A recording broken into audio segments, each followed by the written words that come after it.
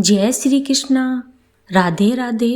भाद्रपद शुक्ल एकादशी की पौराणिक कथा के अनुसार युधिष्ठिर कहने लगे कि हे भगवान, भाद्रपद शुक्ल एकादशी का क्या नाम है, इस व्रत की क्या विधि है, इसका महात्म्य कृपा करके कहिए। तब भगवान श्री कृष्ण कहने लगे कि इस पुण्य, स्वर्ग और मोक्ष को देने वाली तथा सब पापों का नाश करने वाली उत्तम वामन एकादशी का महात्म्य मैं तुमसे कहता हूँ, तुम ध्यान पूर्वक सुनो। यह पदा या परिवर्तना एकादशी जयंती एकादशी भी कहलाती है। इसका यज्ञ करने से वाजपेय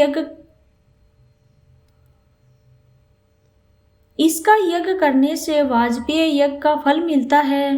पापियों के पाप नाश करने के लिए इससे बढ़कर कोई और अन्य उपाय नहीं है। जो मनुष्य इस एकादशी के दिन मेरे वामन रूप की पूजा करता है, उसे तीनों लोग पूज्य होते हैं। अतः मोक्ष की इच्छा करने वाले मनुष्य इस व्रत को अवश्य करना चाहिए। जो कमल नयन भगवान का कमल से पूजन करते हैं, वे अवश्य भगवान के समीप जाते हैं। जिसने भाद्रपद शुक्ल एकादशी का व्रत और पूजन किया या कथा का श्रवण किया, उसे ब्रह्मा विष्णु सहित तीनों लोकों का पूजन किया। अतः हरिवासर अर्थात एकादशी का व्रत अवश्य करना चाहिए। यह मनोकामनाओं और मोक्ष को प्राप्त करने वाली एकादशी है। इस दिन भगवान करवट लेते हैं, इसलिए इसको परिवर्तना एकादशी भी कहते हैं।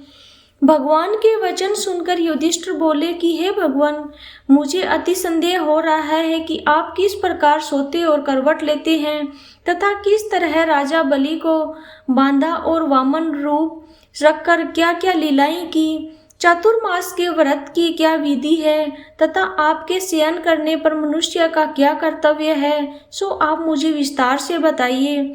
श्री कृष्ण कहने लगे कि हे राजन, अब आप सब पापों को नष्ट करने वाली कथा का श्रवण करें। त्रेता युग में बलि नामक एक दैत्य था। वह मेरा परम भक्त था। विधिवत प्रकार से वेदों सूतों से मेरा पूजन किया करता था और नित्य ही ब्राह्मणों का पूजन तथा यज्ञ के आयोजन करता था। लेकिन इंद्र राजा से द्वेष के कारण उसने इंद्रलोक तथा सभी देवताओं को जीत लिया। इस कारण सभी देवता एकत्रित होकर सोच विचार कर भगवान के पास गए। बृहस्पति सहित इंद्रादिक देवता प्रभु के निकट जाकर और नतमस्तक होकर वेद मंत्रों का उच्चारण कर भगवान का पूजन और स्तुति करने लगे। अतः मैंने वामन रूप धारण करके पांचवा अवतार लिया और फिर अत्यंत तेजस्वी रूप से राजा बलि को जीत लिया। इतनी वार्ता सुनकर राजा युधिष्ठिर बोले कि हे जनार्दन, आपने वामन रूप धारण करके उस महाबली दैत्य को किस प्रकार जीता। श्री कृष्ण कहने लगे, मैंने वामन रूप धारी ब्रह्मचारी बलि से 3 पग भूमि की याचना करते हुए कहा कि ये मुझको 3 लोक के समान है और हे राजन, यह तुमको अवश्य ही देनी होगी। राजा बलि ने इसे तुच्छ याचना समझकर 3 पग भूमि का संकल्प मुझे दे दिया और मैंने अपने त्रिविक्रम रूप को बढ़ाकर यहाँ तक कि भूगोल में पद, भूलोक में जंघा, स्वर्गलोक में कमर, महल लोक में पेट, जनलोक में हृदय, यमलोक में कंठ की स्थापना कर सत्यलोक में मुख, उसके ऊपर मस्तक स्थापित किया। सूर्य चंद्रमा आदि सब ग्रह गण, योग नक्षत्र, इंद्रादिक देवता और शेष आदि सब नागगणों ने विधिवत प्रकार से वेद सूतों से प्रार्थना की। तब मैंने राजा बलि का हाथ पकड़कर कहा कि हे राजन, एक पद से पृथ्वी, दूसरे से स्वर्गलोक पूर्ण हो गए, अब तीसरा पग कहाँ रखूं। तब राजा बलि ने अपना सिर झुका लिया और मैंने अपना पैर उनके मस्तक पर रख दिया, जिससे मेरा वह भक्त पाताल को चला गया। फिर उसकी विनती और नम्रता को देखकर मैंने कहा कि हे बलि, मैं सदैव तुम्हारे निकट ही रहूंगा। विरोचन पुत्र बलि से कहने पर भाद्रपद शुक्ल एकादशी के दिन बलि के आश्रम पर मेरी मूर्ति स्थापित हुई। इसी प्रकार दूसरी क्षीर सागर में शेषनाग के पृष्ठ पर हुई।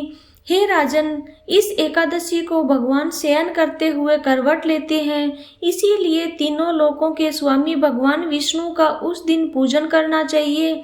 इस दिन तांबा, चांदी, चावल और दही का दान करना उचित होता है। रात्रि को जागरण अवश्य करना चाहिए। जो विधि पूर्वक इस एकादशी का व्रत करते हैं वे सब पापों से मुक्त होकर स्वर्गलोक में जाकर चंद्रमा के समान प्रकाशित होते हैं और यश पाते हैं। सब पाप नाशक इस कथा को पढ़ते और सुनते उनको हजारों अश्वमेध यज्ञ का फल प्राप्त होता है। बोलिए जय श्री कृष्णा। राधे राधे।